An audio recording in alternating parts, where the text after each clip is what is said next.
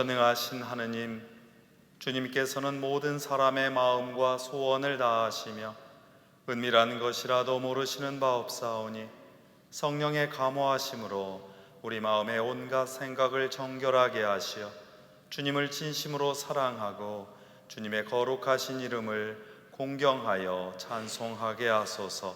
우리 주 예수 그리스도의 이름으로 기도하나이다. 아멘. 형제 자매 여러분, 우리는 이 거룩한 성찬예를 합당하게 드리기 위하여 서로 화목하며 겸손한 마음으로 우리 죄를 고백합시다.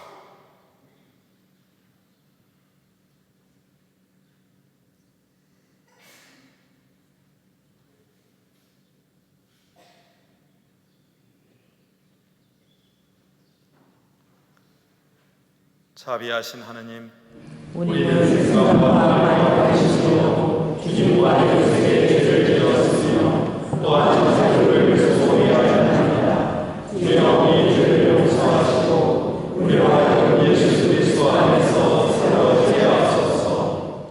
진실로 죄를 고백하는 모든 사람을 용서하시는 전능하신 하느님께서 여러분을 불쌍히 여기시어 예수 그리스도의 공로로 모든 죄를 용서하시고 선행할 힘을 주시어 영원한 생명을 얻게 하소서. 아멘. 하늘 높은 곳에는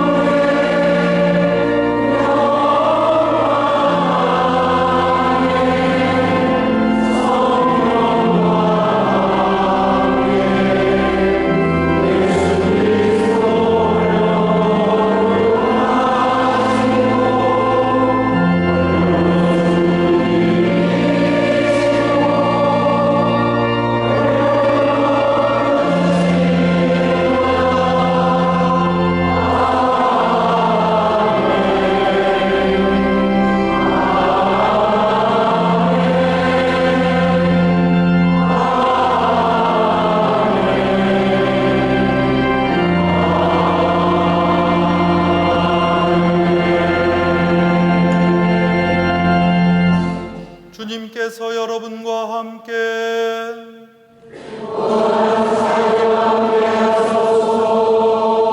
기도합시다. 주 하느님, 주님께서는 믿는 사람들을 언제나 보살피시고 지켜주시나이다.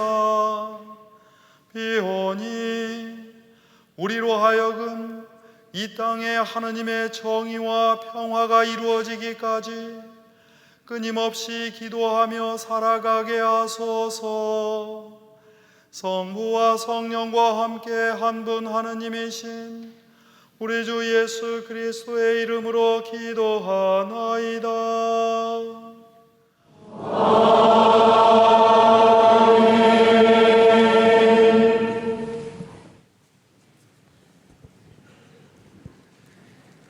독서는 창세기의 말씀입니다. 바로 그날 밤 그는 일어나 두 아내와 두 여종과 11 아들을 데리고 야복 나루를 건넜다. 그들을 데리고 개울을 건넌 다음 자기에게 딸린 모든 것도 건네보냈다. 그리고 야곱은 혼자 뒤떨어져 있었다. 그런데 어떤 분이 나타나 동이 트기까지 그와 씨름을 했다. 그분은 야곱을 이겨낼 수 없으리라는 것을 알고 야곱의 엉덩이 뼈를 쳤다. 야곱은 그와 씨름을 하다가 환도뼈를 다치게 되었다. 그분은 동이 밝아오니 이제 그만 놓으라고 했지만 야곱은 자기에게 복을 빌어주지 않으면 놓아드릴 수 없다고 떼를 썼다. 일이 이쯤 되자 그분이 야곱에게 물었다. 내 이름이 무엇이냐? 제 이름은 야곱입니다. 너는 하나님과 겨루어 냈고 사람과 겨루어 이긴 사람이다. 그러니 다시는 이를 야곱이라고 하지 않고 이스라엘이라 하여라. 이 말을 듣고 야곱이 말했다. 당신의 이름이 무엇인지 가르쳐 주십시오. 그분은 내 이름은 무엇 때문에 물어보느냐 하고는 야곱에게 복을 빌어주었다. 야곱은 내가 여기서 하나님을 대면하고도 목숨을 건졌구나 하면서 그곳 이름을 브니엘이라 불렀다. 그가 다친 다리를 절뚝거리며 브니엘을 떠날 때까지 해가 떠올랐다. 주님의 말씀입니다.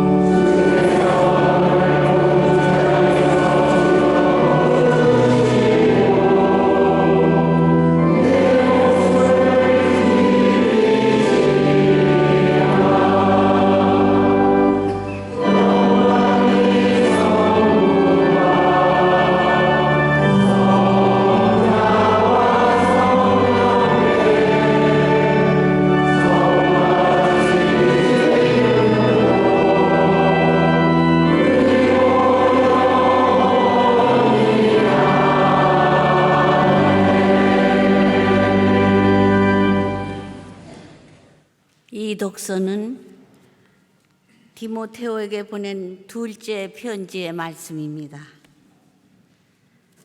그대는 그대가 배워서 굳게 믿고 있는 그 진리를 지켜나가시오. 그대는 어떤 사람들에게서 그 진리를 배웠는지 잘 알고 있습니다. 그대도 기억하다시피 그대는 어려서부터 성경을 잘 익혀왔습니다. 성경은 그리스도 예수를 믿음으로써 구원을 얻는 지혜를 그대에게 줄 수 있는 것입니다. 성경은 전부가 하나님의 계시로 이루어진 책으로서 진리를 지키고 잘못을 책망하고 허물을 고쳐주고 올바르게 사는 훈련을 시키는 데 유익한 책입니다. 이 책으로 하나님의 일꾼은 모든 선한 일을 할 수 있는 자격과 준비를 갖추게 됩니다. 나는 하나님 앞에서 그리고 산자와 죽은 자를 심판하실 그리스도 예수 앞에서 그대에게 엄숙히 명령합니다. 그리고 그리스도께서 다시 나타나실 것과 군림하실 것을 믿고 있는 그대에게 당부합니다. 하나님의 말씀을 전파하시오. 기회가 좋든지 나쁘든지 꾸준히 전하고 끝까지 참고 가르치면서 사람들을 책망하고 훈계하고 격려하시오. 사람들이 건전한 가르침을 듣기 싫어할 때가 올 것입니다. 그때 그들은 자기네 귀를 만족시키기 위해서 마음에 맞는 교사들을 끌어들일 것입니다. 그리고 진리에는 귀를 기울이지 않고 꾸며낸 이야기에 마음을 팔 것입니다. 그러나 그대는 언제나 정신을 차리고 고난을 견뎌내며 복음 전파하는 일에 힘을 다하여 그대의 사명을 완수하십시오. 주님의 말씀입니다.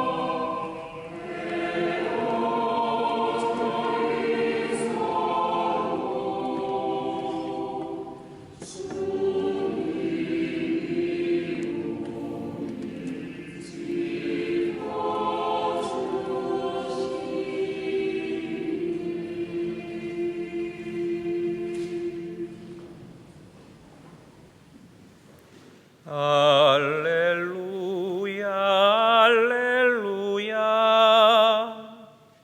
너희는 세상에 나가 썩지 않을 열매를 맺어라. 그러면 아버지께서는 너희가 내 이름으로 구하는 것을 다 들어주실 것이다.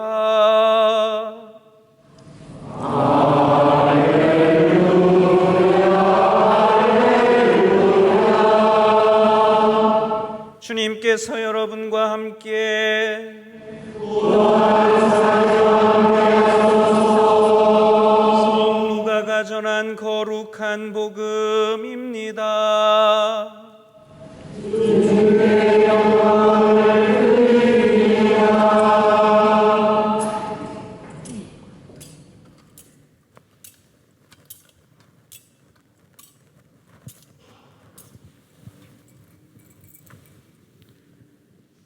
예수께서는 제자들에게 언제나 기도하고 용기를 잃지 말아야 한다고 이렇게 비유를 들어 가르치셨다. 어떤 도시에 하느님을 두려워하지 않고 사람도 거들떠보지 않는 재판관이 있었다. 그 도시에는 어떤 과부가 있었는데 그 여자는 늘 그를 찾아가서 저에게 억울한 일을 한 사람이 있습니다. 올바른 판결을 내려주십시오 하고 졸라댔다. 오랫동안 그 여자의 청을 들어주지 않던 재판관도 결국 나는 하느님도 두려워하지 않고 사람도 거들떠보지 않는 사람이지만 이 과부가 너무나 성가시게 구니 그 소원대로 판결해 주어야지. 그렇게 하지 않으면 자꾸만 찾아와서 못 견디게 굴 것이 아닌가 하는 생각을 하게 되었다. 주님께서는 계속해서 말씀하셨다. 이 고약한 재판관의 말을 새겨들어라. 하나님께서 택하신 백성이 밤낮 부르짖는데도 올바르게 판결해 주지 않으시고 오랫동안 그대로 내버려 두실 것 같으냐? 사실 하느님께서는 그들에게 지체 없이 올바른 판결을 내려주실 것이다. 그렇지만 사람의 아들이 올 때에 과연 이 세상에서 믿음을 찾아볼 수 있겠느냐? 주님의 복음입니다.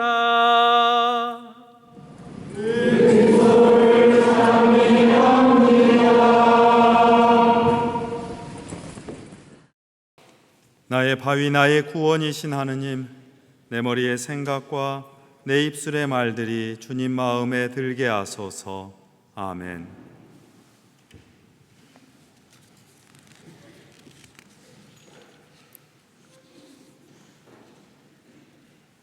여러분은 2002년 한국과 일본에서 함께 열렸던 월드컵 경기를 기억하시는지요? 17년 전 일을 되새기면 여러분은 그때로 시간 여행을 해서 그만큼 젊어지시는 겁니다. 우리 성당을 중심으로 해서 시청과 광화문을 메웠던 엄청난 응원 인파와 그 함성을 기억하시는 분이 많습니다.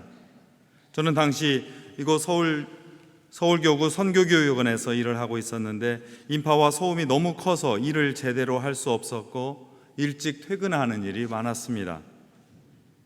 그러나 밝고 즐거운 응원에서 나온 환호성이라서 그런지 그렇게 시끄럽다고 느낀 적이 없었습니다. 슛이 빗나가거나 상대방에게서 골을 먹을 때 나오는 안타까운 한숨이 그렇게 절망스럽게 들리지도 않았습니다. 오히려 그 안에서 우리는 꿈은 이루어진다는 말에 희망을 담아서 함께 즐기고 서로 마주보며 기뻐했기 때문입니다. 그 이후로 시청 앞과 광화문 사거리는 사람이 모여서 즐거움을 나누고 꿈을 이루자는 행사가 늘 열리는 곳이 되기도 했습니다. 그런데 약삭빠른 사람들은 모든 행사를 광장에 불러 모아서 한 주가 멀다 하고 새로운 행사 천막을 바꿔치고 여름에는 물놀이장, 겨울에는 아이스 스케이트장을 만들어서 사람을 끌어모으려고 하고 있습니다. 번쩍이는 스크린과 하늘 높이 매달린 고성능 스피커의 기계음과 고막을 찢을 듯한 그 소리로 사람의 이목을 끌기도 했습니다. 작은 꿈과 소망을 담아서 스스로 모여서 작은 목소리를 담아서 저마다 함께 모여 큰 함성을 이루었던 그 광장이 조금씩 달라지기 시작했는지 모릅니다. 함께 마주해서 즐겁게 나누려던 소망이 최근에는 거친 얼굴로 우악스럽게 무엇인가를 요구하는 그런 욕망으로 변질되는 그런 세월이었는지도 모릅니다. 같은 얼굴이라 하더라도, 같은 음성이라 하더라도 그 표정과 말을 살피면 분명히 구별할 수 있습니다. 그것이 기쁜 소망인지 아니면 분노하는 욕심인지 식별할 수 있습니다. 어떤 사람의 요구와 주장이 귀 기울일 만하게 정의롭고 정당한 것인지는 그 근거와 논리를 찬찬히 따져봐서도 알 수 있지만 좀 더 쉽게 알아보는 방법이 있습니다. 그 표정과 말에 진지한 간절함보다는 분노가, 그 안에 사랑보다는 미움이, 그 안에 존중보다는 무례가 서려 있다면 그것은 바른 소망이 아닙니다. 분노와 미움과 무례는 신앙의 일이 아니며 오히려 자기 욕심의 표현일 뿐입니다. 오늘 우리는 성서를 통해서 간절한 소망과 포기할 수 없는 진념의 기도를 만납니다. 신앙인의 기도와 소망은 어때야 하는지, 어떻게 이루어지는지를 깨달아 달라는 그런 부탁이 담긴 이야기입니다. 과부와 재판관이 등장하는 예수님의 비유 이야기는 우리가 너무도 잘 알고 있습니다. 그러나 읽는 방식에 따라서 전혀 다른 의미가 펼쳐집니다. 소망을 세워서 끊임없이 기도하면 다 이루어준다는 식으로 풀이하면 오히려 이 비유 이야기에 담긴 깊은 뜻이 살아남지 않습니다. 아니, 그런 주장이라면 예수님께서 이런 이야기를 하실 필요도 없고 우리가 이곳에 모여서 이 비유 이야기를 들을 필요도 없습니다. 그렇게 가르치고 주장하는 종교와 혹은 종교 지도자들은 세상에 널려 있기 때문입니다. 그런데 왜 우리는 이곳에 와서 다시 이 이야기를 듣고 있습니까? 그리스도인은 예수님의 눈으로 이 비유 이야기를 듣습니다. 첫 문장과 마지막 문장이 열쇠입니다. 용기를 잃지 않고 견디며 기도하라는 말씀입니다. 이렇게 하면 정의롭지 못한 재판관도 결국 정의로운 판단을 내리고 억울한 과부도 삶의 제자리를 찾게 된다는 그런 뜻입니다. 더 놀라운 점은 그 기도의 신앙이 종종 구약의 야곱처럼 삶에서 지울 수 없는 상처를 남길 수도 있다는 사실입니다. 루가복음서는 힘을 부리는 자들과 힘없이 가난한 사람들을 끊임없이 대비해서 우리에게 보여주고 들려줍니다. 권력자는 반드시 불의하고 부정직한 사람으로 등장합니다. 반면에 힘없는 사람은 억울하고 지푸라기라도 잡으려는 간절한 마음이 선연하게 드러납니다. 이 점에서 보면 예전에 이 비유를 해석하던 대로 재판관을 하느님으로, 과부를 우리 신앙인으로 바라보는 그런 일반적인 해석을 재검토해야 합니다. 재판관을 하느님으로 풀이하기 어렵습니다. 그는 자기 권력과 지위에 눈이 멀어서 오히려 하느님과 하느님의 사람을 거들떠보지 않는 그런 사람으로 등장하기 때문입니다. 그런데 힘없는 과부의 끈질긴 시도로 재판관은 단 한 번 정의로운 판결을 내립니다. 아니, 그 이후로 이제는 정의로운 판결을 내리기 시작했는지도 모릅니다. 귀찮았던 탓이라 할지라도 결국 재판관은 옳은 판단을 합니다. 그렇게 보면 과부야말로 나쁜 재판관을 옳은 판결로 이끌어서 바른 재판관이 될 기회로 이끌어준, 그렇게 구원하는 사람입니다. 정의는 개인의 억울함을 하소연하여 푸는 일에 그치지 않습니다. 정의는 공적인 책임을 진 사람과 제도를 바로잡고 고쳐 세우는 일이기 때문입니다. 그렇다면 과부야말로 끝까지 정의를 세우시려는 분의 상징입니다. 권력자이든 힘없는 사람이든 모든 사람을 구원하시려는 그런 하느님의 모습입니다. 하느님은 자기 기준과 권력에 기대어서 제멋대로 사는 그런 재판장과 같은 우리를 오히려 성가시게 찾아오셔서 바른 판단을 하면서 살아달라고 그렇게 부탁하시는 분으로 오늘 우리 앞에 와 계십니다. 그런데 우리는 여전히 약하고 억울한 사람의 요청을 계속해서 거부하며 사는 것 같습니다. 하느님과 이웃에 우리의 눈길을 주고 손길을 내밀어 달라는 그런 부탁을 종종 우리의 편의와 우리의 안정을 위해서 거절하고는 합니다.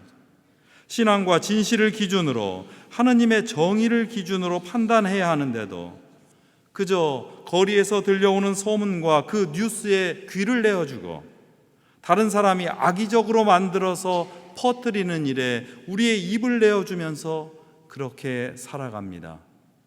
오늘 사도 바울로 성인께서 서신에서 우리에게 그토록 당부했던 진리의 귀를 기울이고 거짓 진실에 귀 기울이지 말라는 그 이야기와 반대로 살아가는 것은 아닐까?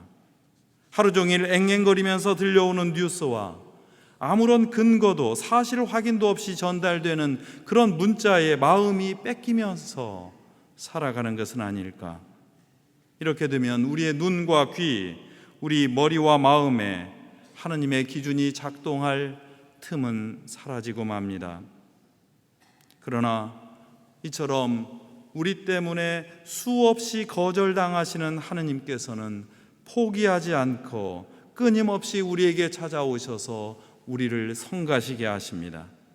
우리가 예 알겠습니다 할 때까지 성가시게 하십니다.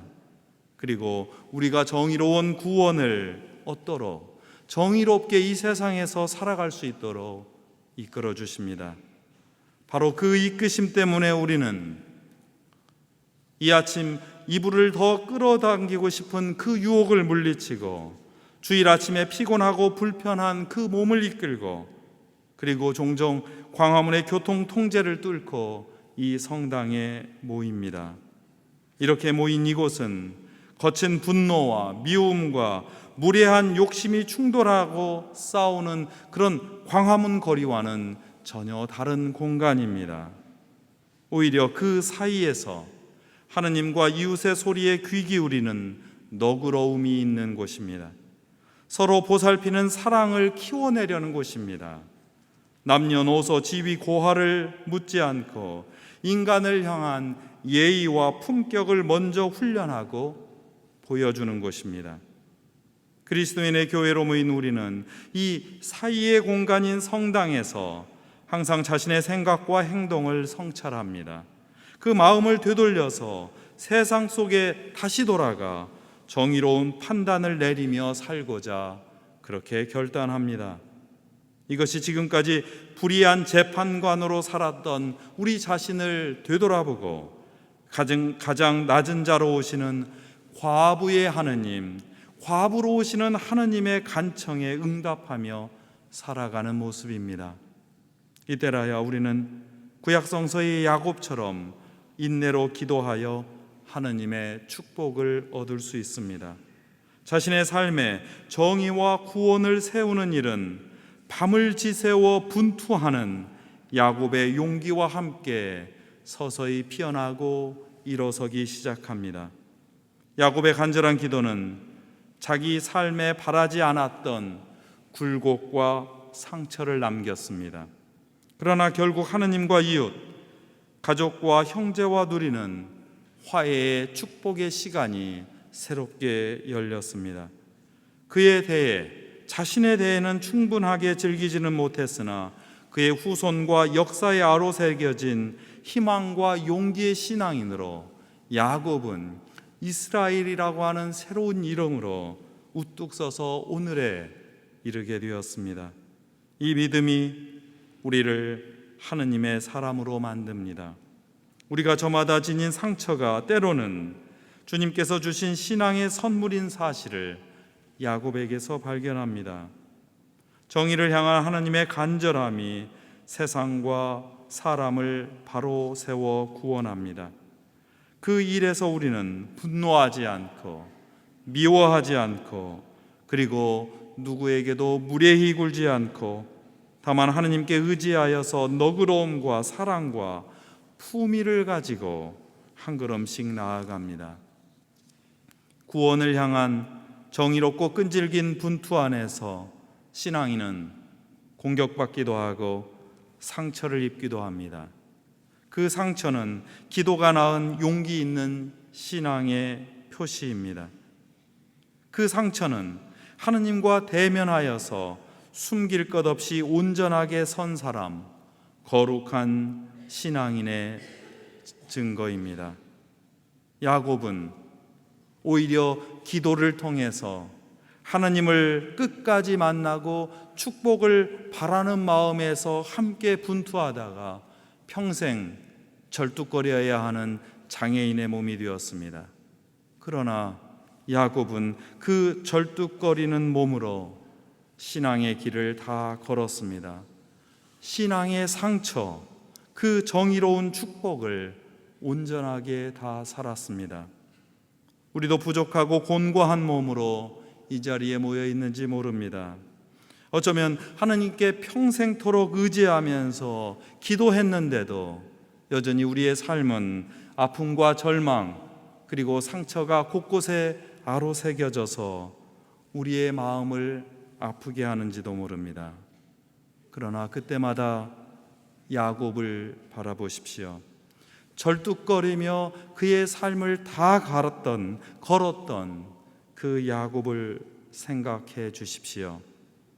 우리는 그 하느님의 축복을 입고 그 신앙의 상처를 안고 야곱처럼 뚜벅뚜벅 하느님의 정의, 하느님의 평화를 위하여 걸어가는 순례의 교회입니다.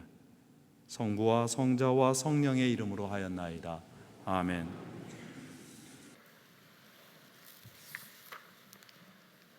니케아 신경으로 우리의 신앙을 고백합시다. 우리는 믿나이다.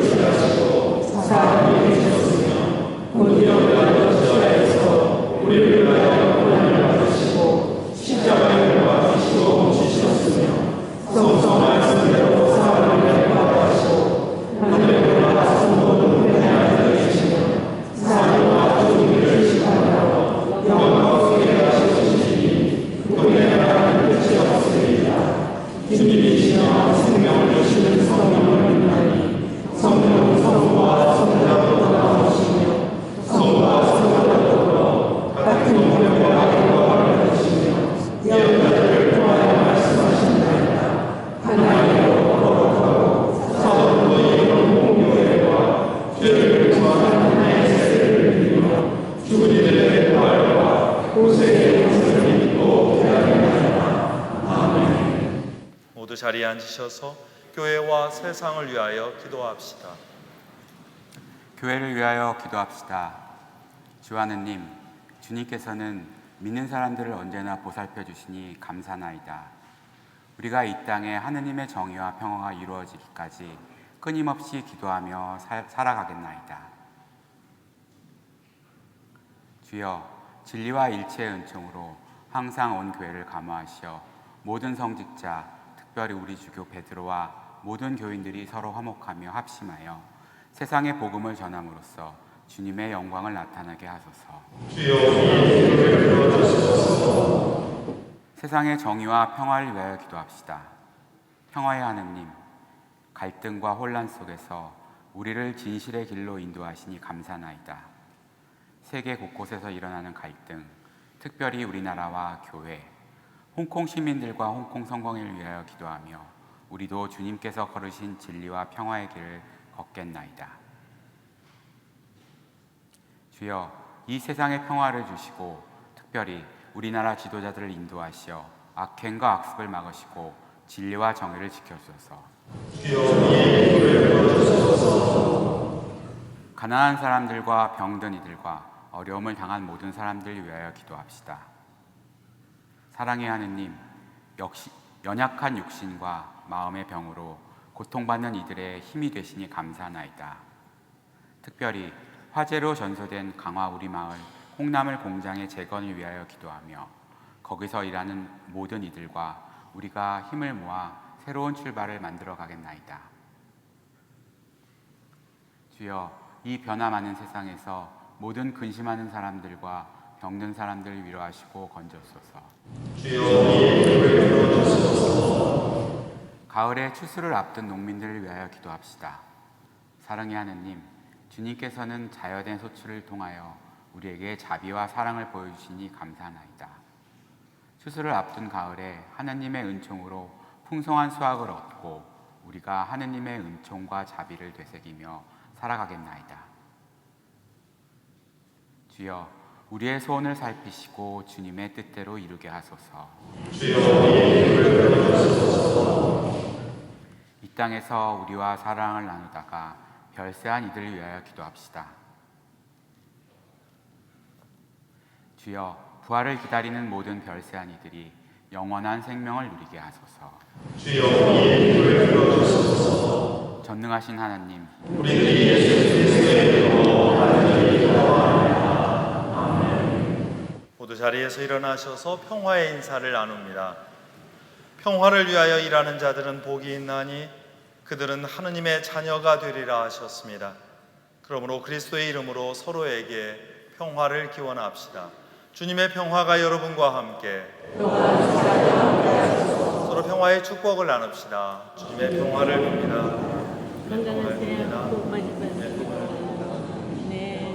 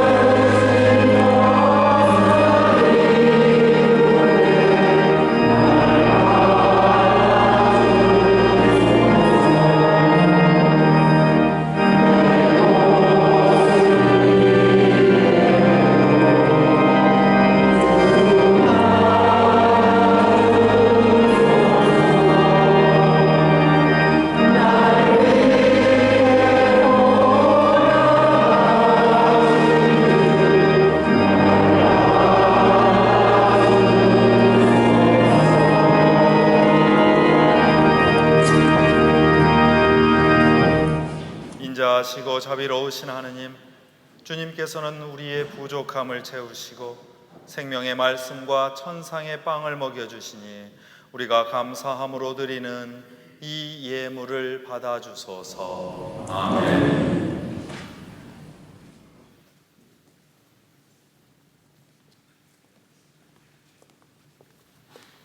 주님께서 여러분과 함께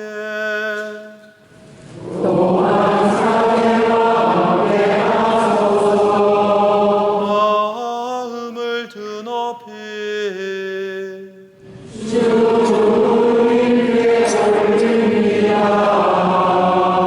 우리 주 하느님께 감사합시다.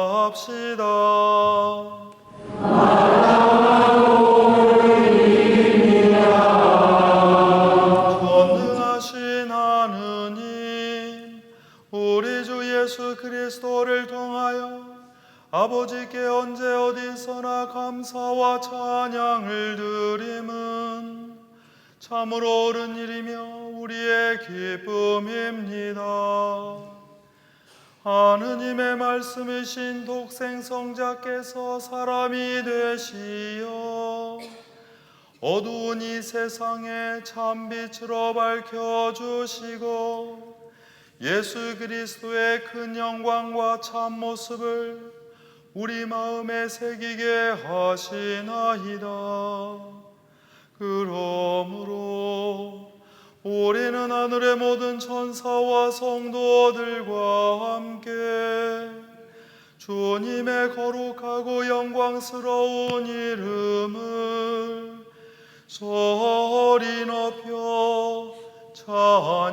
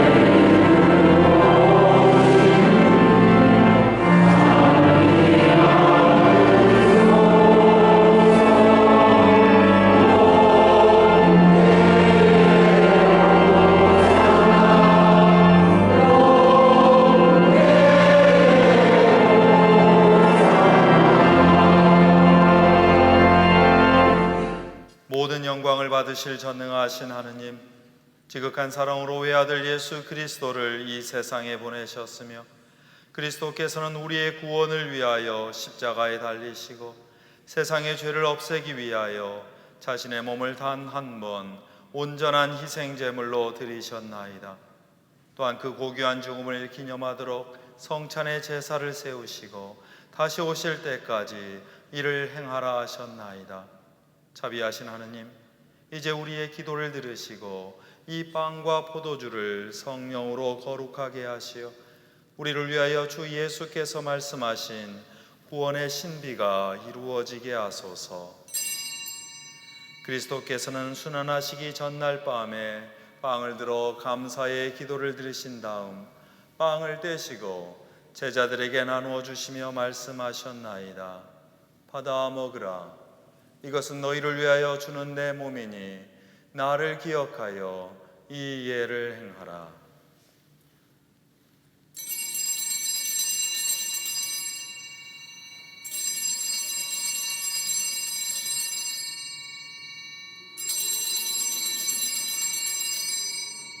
또한 식후에 잔을 드시고 감사의 기도를 드리신 다음 그들에게 주시며 말씀하셨나이다. 받아 마셔라.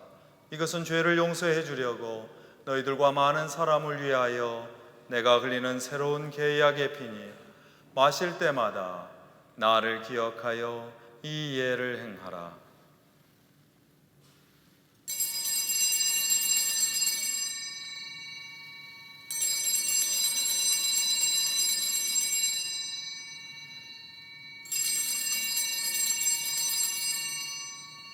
우리는 신앙의 신비를 선포합니다.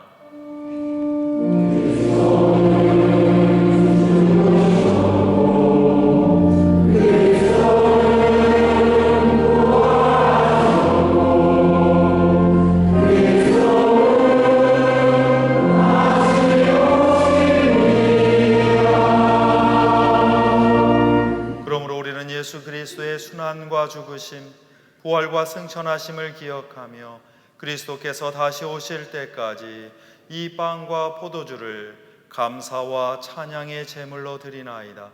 간절히 구하오니 정성을 다해 드리는 우리의 감사제를 받으시고 온 세상의 교회가 예수 그리스도의 순환과 죽으심으로 이루신 구원의 은총을 얻게 하소서.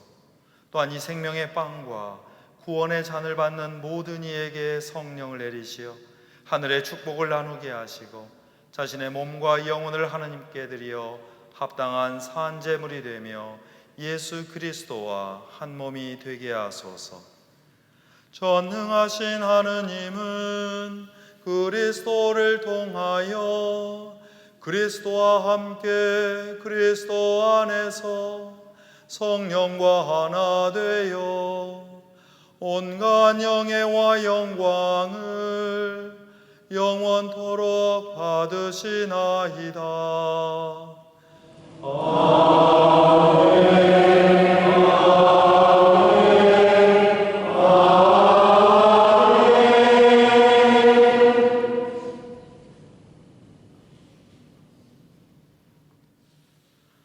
우리 구세주 그리스도께서 가르치신 대로 기도합시다.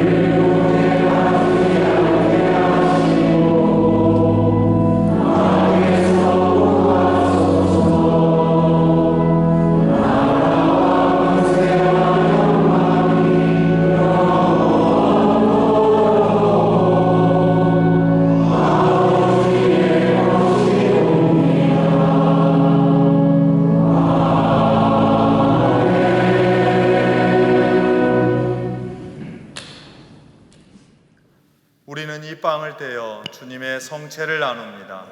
우리는 서로 한 빵을 나누며 한 몸을 이룹니다.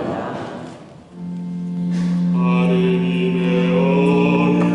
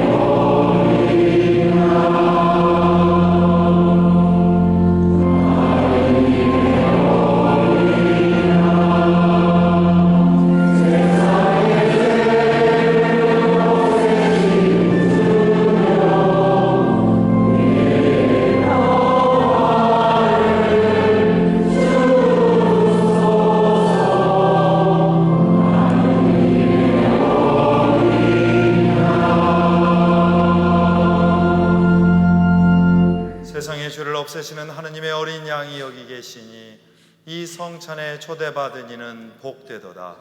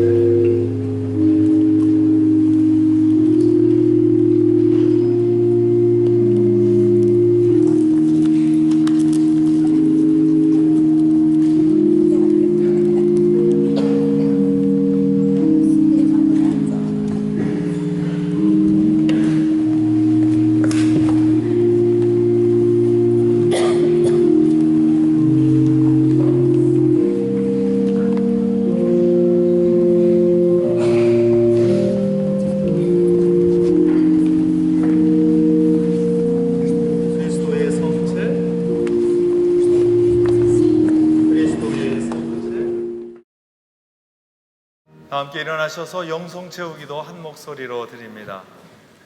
기도합시다. 전능하신 하느님, 주님께서 우리 곁에 가까이 계시며 거룩한 양식으로 우리에게 생명을 주시나이다.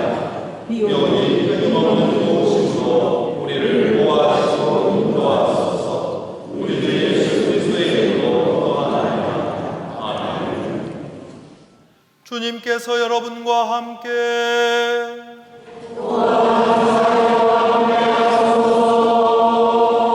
세상 모든 민족에게 그 이름을 주신 하느님께서 성령으로 여러분의 내면을 강건하게 하시고 믿음으로 그리스도 안에 거하게 하시며 전능하신 하느님 성부와 성자와 성령은 여러분에게 강복하소서.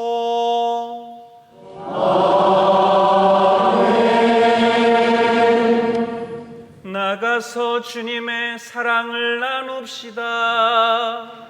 그리스도의